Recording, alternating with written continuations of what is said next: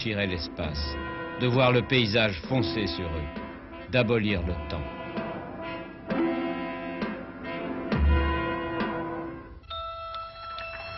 Et puis voilà, 4000 ans plus tard, on en est toujours au même point. On a agrandi les chars, on a multiplié le nombre des chevaux, mais au fond, on n'a rien inventé de vraiment nouveau. Regardez, voilà Paris, à la fin du 19e siècle. Une grande ville de 2 millions d'habitants. C'est la belle époque.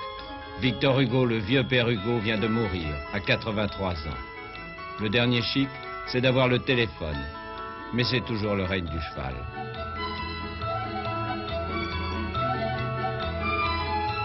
Oui, on roule encore en calèche, alors que la science, cette nouvelle religion, accomplit chaque jour des miracles stupéfiants. Le dernier en date, c'est l'électricité. La fée électricité, comme on l'appelle.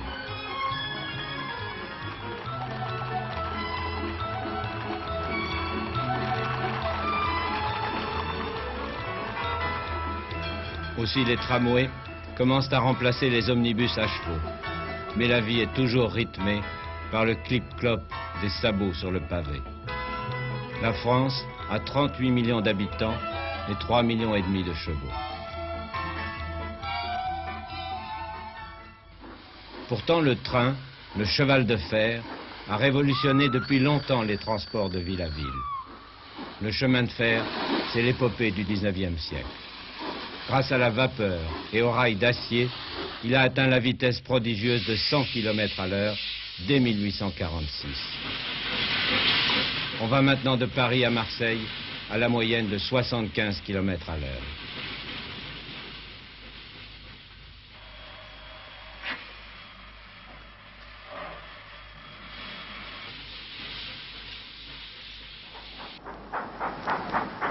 L'Europe possède déjà 140 000 km de voies ferrées qui traversent les continents d'un océan à l'autre, franchissent les plaines de Sibérie comme les montagnes des Alpes. Mais le train est attaché à son rail. Une fois en ville, on retrouve la bonne odeur du crottin.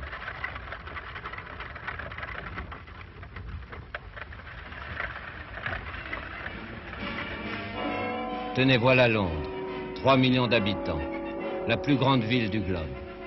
La reine Victoria, qui est sur le trône depuis 50 ans, n'en finit pas de régner sur l'Empire. Eh bien Londres, qui a inventé la machine à vapeur et le chemin de fer, Londres qui possède depuis plus de 20 ans sa première ligne de métro à vapeur, continue elle aussi à rouler au pas de ses chevaux. Tout le monde cherche autre chose pour remplacer le cheval, mais personne ne trouve. Et voilà qu'un Anglais, à partir du vélocipède inventé par un Français, crée la bicyclette. C'est le coup de foudre. En quelques années, la petite reine conquiert l'Europe. Quelle griserie de rouler, d'aller où on veut, de partir quand on veut, de s'arrêter quand on veut. Enfin, ou presque.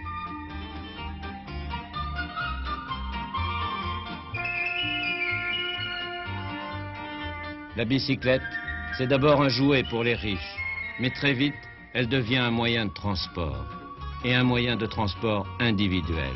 Ça, c'est nouveau. À tous, elle donne un goût inoubliable de liberté.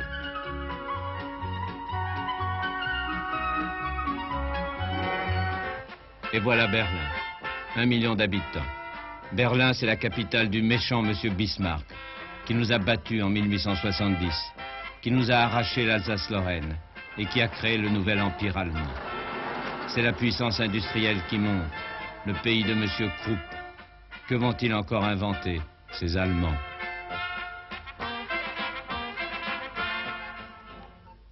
Remplacer le cheval par un moteur, voilà la solution, bien sûr.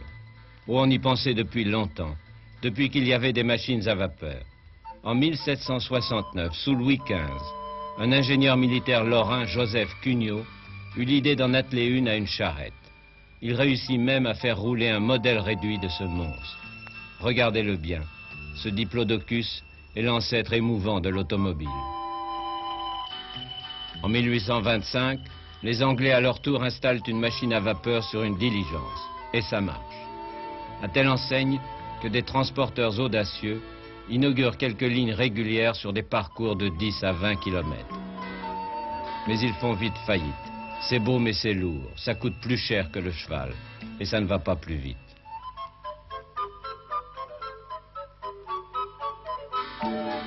Et puis affirment les caricaturistes, ce n'est guère rassurant de chevaucher ainsi sur l'eau bouillante.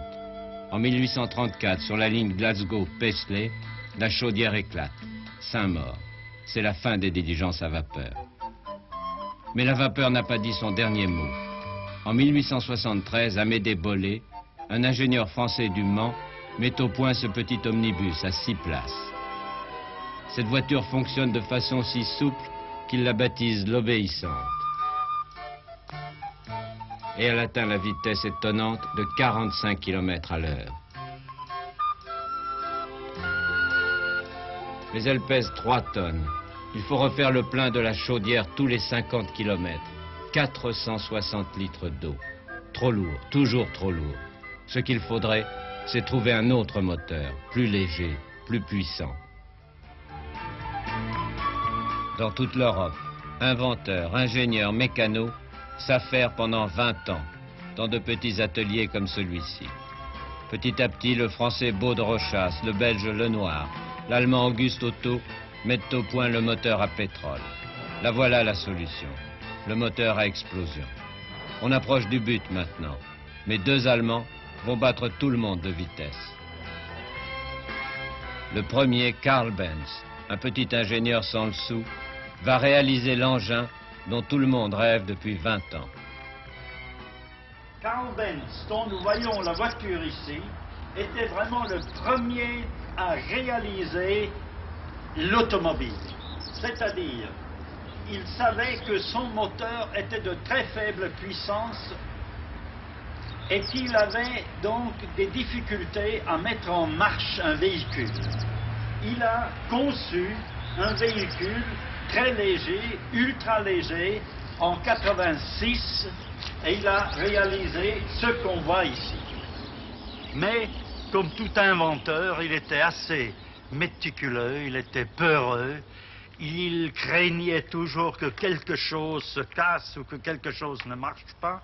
Il n'osait pas vraiment sortir dans les rues parce qu'il avait peur aussi que le public, n'ayant jamais vu un engin se mettre en marche sans qu'un cheval ou quelque chose était là pour pousser ou pour tirer, n'osait pas se montrer. Alors sa femme, Bertha, est une femme vraiment courageuse, une femme qui est peut-être la première public relation du monde, a fait le voyage avec cet engin-là, avec ses 2 jeunes fils, en allant de Mannheim à Pforzheim, un voyage aller-retour de plus de 100 km.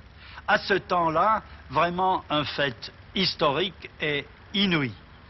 Et il fallait faire beaucoup de choses là-bas parce qu'on n'avait pas encore des stations d'essence. Il fallait aller dans les pharmacies, acheter litre par litre des petites portions d'essence pour les remettre dedans et tout ça. Tout ça, Bertha le faisait pour vraiment servir la cause de son mari et, si vous voulez, la cause de l'automobile. D'ailleurs, presque un siècle plus tard, cet engin et cette automobile marchent toujours.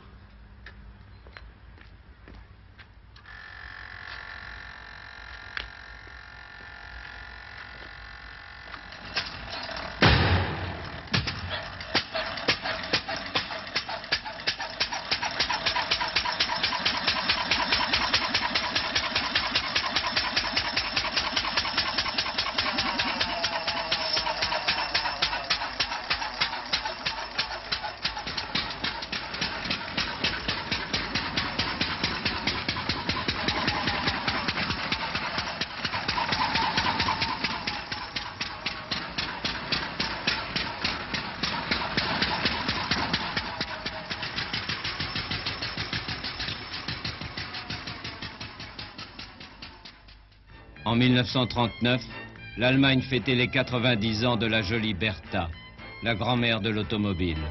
Celle dont son mari Karl disait avec humour, Bertha m'était nécessaire pour mettre la voiture en route en la poussant, et souvent aussi, hélas, sur le chemin du retour, pour la pousser jusqu'à la maison.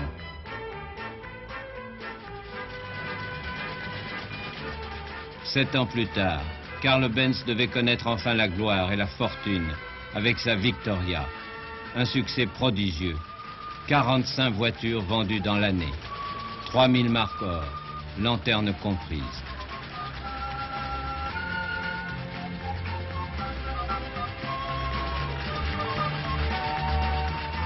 Mais un autre Allemand, Gottlieb Daimler, le talonne de près. La même année, en 86, motorise une voiture à cheval.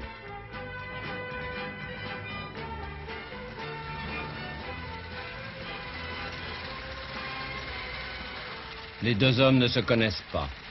Pourtant, ils habitent à 150 km l'un de l'autre. Benz à Mannheim, Daimler à Stuttgart.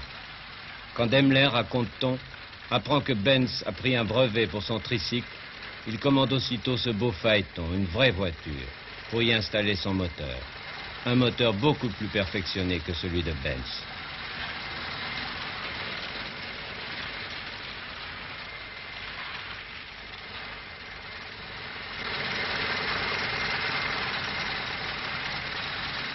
Mais cette première voiture est encore bien rudimentaire.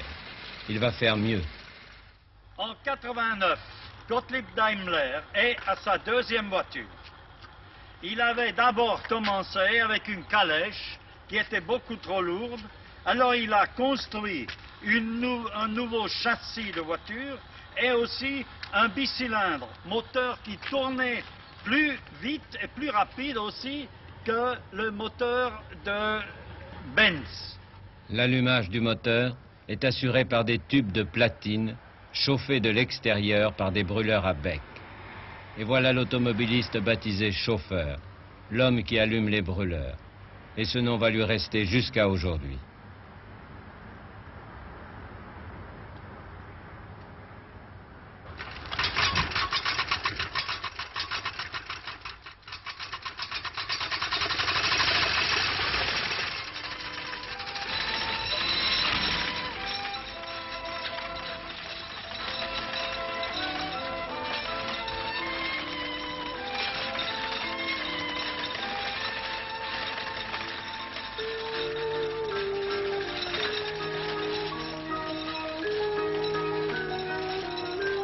L'exploit de Daimler, c'est son moteur. 2 chevaux, 2 cylindres en V, 700 tours minute. Une petite merveille pour l'époque. Aussi, dans sa maison des environs de Stuttgart, Daimler reçoit des lettres enthousiastes de chercheurs et d'industriels européens qui s'intéressent aux voitures sans chevaux, comme on dit à l'époque, et qui veulent lui acheter la licence de son moteur remarquable. Un ingénieur français d'origine belge, Édouard Sarrazin, lui en a commandé 3 pour la France. Mais le pauvre monsieur Sarrazin meurt l'année suivante. Alors une femme, une fois de plus, va jouer un rôle décisif. Sa veuve, Louise Sarrazin, une femme de tête et qui a le sens des affaires.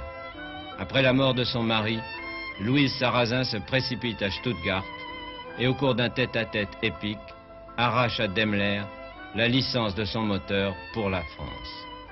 Voilà notre veuve assurée d'une belle dot. Il ne lui reste plus qu'à trouver un nouveau mari. À son retour, elle épouse tambour battant un grand ami de son époux défunt, le timide Émile Levasseur, ingénieur de centrale, qui dirige avec son camarade d'école René Panhard une fabrique d'outils. De ce mariage entre le bon Émile et l'énergique Louise, naît en 1891 la première voiture française à pétrole, la Panhard et Levasseur, que l'arrière-petit-neveu du constructeur Jean Panhard a retrouvé 50 ans plus tard dans une vieille remise.